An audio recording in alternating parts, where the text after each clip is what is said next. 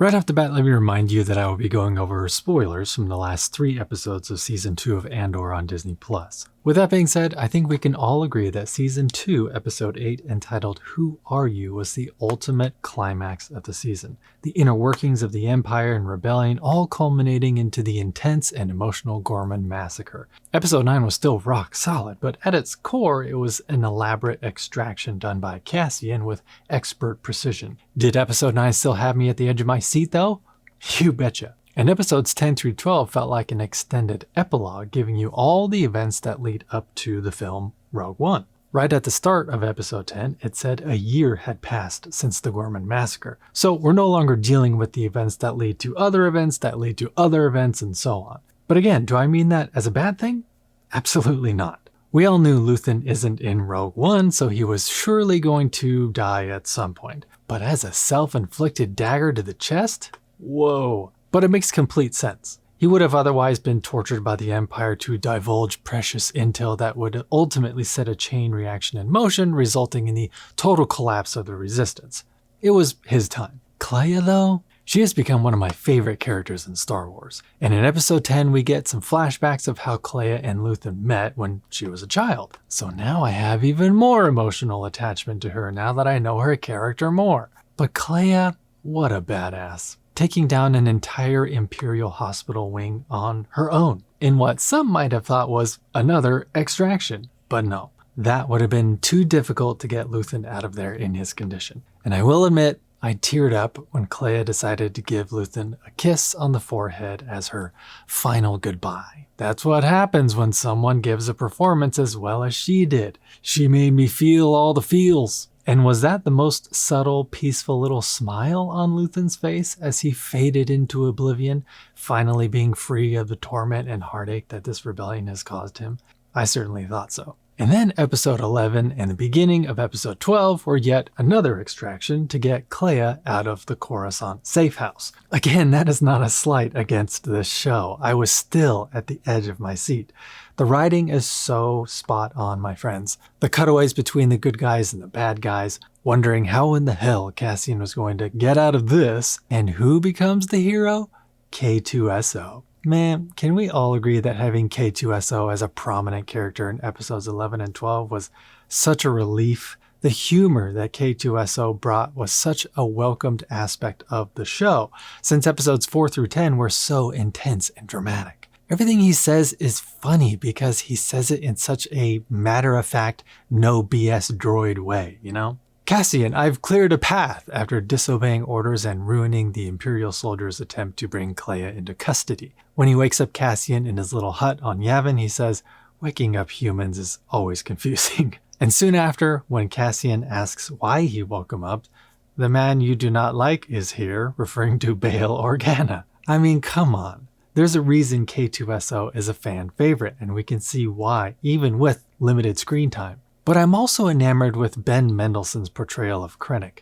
His delivery is so captivating, and the choices he made can be somewhat comical, like when Partagaz comes up with a fabricated story to allow Hirt to use all available resources to track down Kleya. Krennic immediately says, "There it is, what are you still doing here?"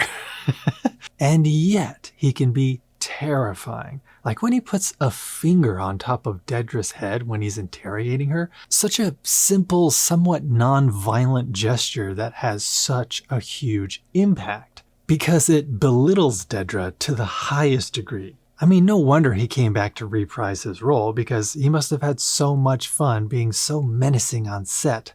Also with a fairly small amount of screen time. But I thought the direction and the cinematography behind the scene where Partagaz takes his own life behind closed doors was so subtle, yet so brilliant. Where we hear a muffled sound of a blaster, the stormtroopers flinch, and Largett just barely lifts his hand to calm them down, then lowers his hand back down. Partagaz would rather off himself than face the wrath of the Emperor. I mean, I get it, given what we saw happen to Luke in Return of the Jedi, so yeah. But that ending montage, my goodness. I know a lot of people made predictions that Dedra would be promoted to the Death Star and end up dying when Luke blows it up. But instead, she ends up at what I think could be the Narkina 5 prison complex that Cassian broke out of in Season 1. Oh, yikes. Demoted. Clea, I guess, fades into the background because we see her staring at some people walking by on Yavin. You can come to your own conclusions there, I guess. But I could see, having been on edge for years now and having to watch Luthen die, getting blasted by a stun grenade at close range, yeah, I think I might see some people walking along and think, yeah, I think I'm done.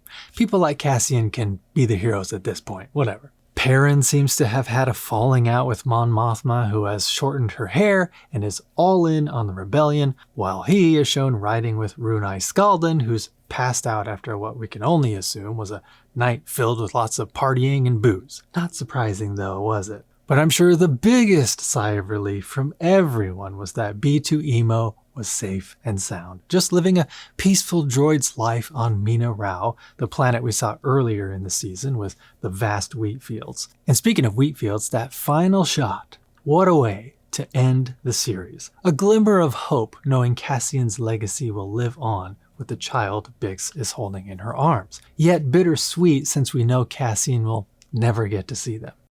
Ooh boy, can we just give a round of applause to Tony Gilroy? And I can't believe I'm saying this, but kudos to Kathleen Kennedy for greenlighting Andor and basically letting Tony Gilroy do whatever he wanted. Andor is by far the most expensive Star Wars project to date, especially since Tony Gilroy insisted that they shoot on location for the majority of the series and build these elaborate sets, as opposed to working a ton in the volume like they did with The Mandalorian, for example. But even then, Tony Gilroy is a prolific writer in Hollywood and has been for decades. He's one of the writers behind all the Jason Bourne films, as well as the criminally underrated George Clooney film Michael Clayton, which Gilroy wrote and directed. Just real quick though, I want to tell you my experience with Michael Clayton. Back in 2007 when it came out in theaters, I wasn't married at the time, pretty sure I was single actually, but I love watching movies. So I would often go to the local AMC by myself, usually in the morning on my days off from whatever dumb dead-end retail job I had at the time. But I remember knowing absolutely nothing about Michael Clayton going in. I just thought, I'm here at the movie theater, let's see what's playing. Oh, George Clooney, he's good, so let's do it. I walked out of that theater absolutely stunned.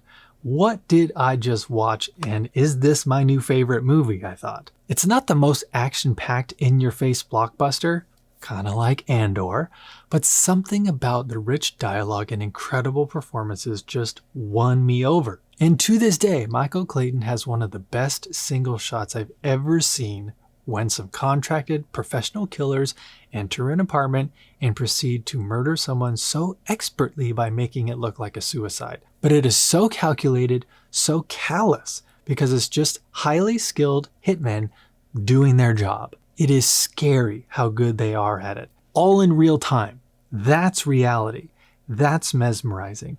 And that's terrifying that there are people out there who could do that within 2 minutes. So yeah, what an absolute treat that Tony Gilroy, of all people, got to bring us some of the best television that I've seen that just happens to take place in a world in which there are stormtroopers and alien species walking around and laser blasters, etc. He didn't feel the need to dumb down his style because it was Star Wars. He was like, I know what I can bring to any project, and that's exactly what I'm going to do with Andor. And Tony Gilroy was one of the writers of Rogue One, so I'm just going to say it.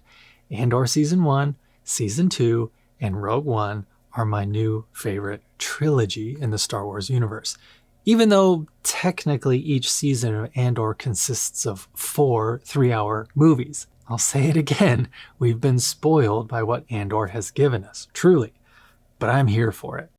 Lastly, I sure hope this causes Disney to pivot when it comes to Star Wars in particular, and give us more storylines revolving around the original trilogy of A New Hope, Empire Strikes Back, and Return of the Jedi. Yeah, I'm looking forward to the new film coming out with Ryan Gosling that takes place after The Rise of Skywalker, but honestly, the original trilogy is so beloved, and they were made in a time when cinema was king, so I would love to see more shows being made that take place during that time period. We now have Andor Season 1 and 2, which immediately leads into Rogue One, which immediately leads into A New Hope. But there's a lot that happens between A New Hope and Empire, and a lot that happens between Luke getting his hand cut off at the end of Empire and walking into Jabba's palace like a badass in Return of the Jedi. I would love more storylines about the rebellion that are fleshed out between those tentpole films. Stop trying to write more stories about the continuation of this universe beyond Luke Skywalker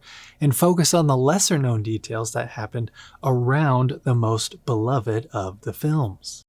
Andor has raised the bar with what Star Wars could be, hands down. No offense to Jon Favreau and Dave Filoni, but Tony Gilroy surpassed what anyone thought was possible with Star Wars. The Mandalorian, The Book of Boba Fett, Ahsoka, Obi-Wan, they had their moments, sure, but they also had so many fanboy moments as well, which I think tainted it a little bit. South Park nailed it with the Member Berries episode. You remember that one? When they were making fun of The Force Awakens because it was basically just fan service by basically having another Death Star situation, and we got to send in the rebels to blow it up. Even George Lucas himself was dissatisfied with it, saying something along the lines of, "I wanted to make each Star Wars film unique in their own way." But Force Awakens was, remember Stormtroopers?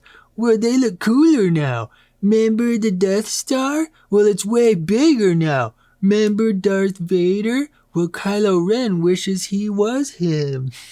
Tony Gilroy knew he wanted to ultimately write a story about revolution, taking inspiration from the many revolutions that have happened in history, which is why the French-sounding Gorman language is a nod to the French Revolution. There are still so many incredible stories that could be written revolving around fighting fascism and oppression that just happen to take place in the Star Wars universe, and Andor has opened up that realm of possibility. Can we please get a film or a series that revolves around the many Bothans that died to bring them the plans of the second Death Star before Return of the Jedi? So yeah, I really hope Disney and Kathleen Kennedy have noticed the buzz that Andor Season 2 is getting right now and think to themselves, let's give the people what they want. Let's focus on the true spirit of rebellion like Star Wars has always been. Alright, what I will say is now that Andor exists, I sure hope we can someday get an equally compelling story that also happens to have lightsabers, Jedi, the Force, whatever. I wouldn't mind that. Yes, George Lucas said he made Star Wars for kids, but he doesn't own it anymore. But there will continue to be something for everyone. I loved Skeleton Crew, by the way. Basically, Goonies in space. The vibe was great. It's not like I only enjoy adult-themed shows because I'm an adult. I have 2 young daughters. There are moments in My Little Pony that make me laugh. The Wild Robot is geared towards kids, but I thought that movie was brilliant and gorgeous, by the way. I'm just a Star Wars fan in general, but Andor broke the mold in the best way possible. And I just hope that this is the beginning of many different kinds of stories with many different kinds of vibes from truly talented writers and directors. Andor raised the bar, so now I want more to hit that bar. Of course, not everything has to be held to Andor's standard. There's room for all kinds of Star Wars vibes. But I sure don't want Andor to be the only one that hits that bar.